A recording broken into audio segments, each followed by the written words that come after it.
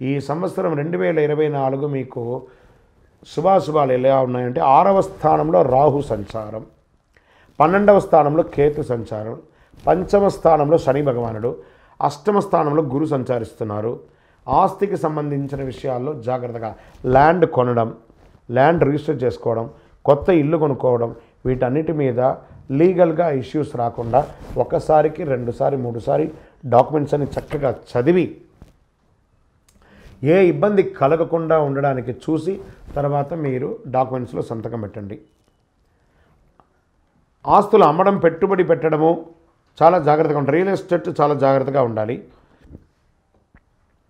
6వ స్థానంలో రాహు మీకు విదేశీయ ఉద్యోగాల్ని కలిగిస్తున్నాడు. ఇది అద్భుతమైనటువంటిది. గురువు కూడా మే వరకు మేషరాశిలో సంచరిస్తున్నాడు కాబట్టి గురువు ఉద్యోగాన్ని అవకాశాన్ని ఎక్కువ కల్పిస్తున్నాడు. విదేశీయ ఉద్యోగాలు లేదా ప్రభుత్వ ఉద్యోగాలు, ప్రైవేట్ ఉద్యోగాలు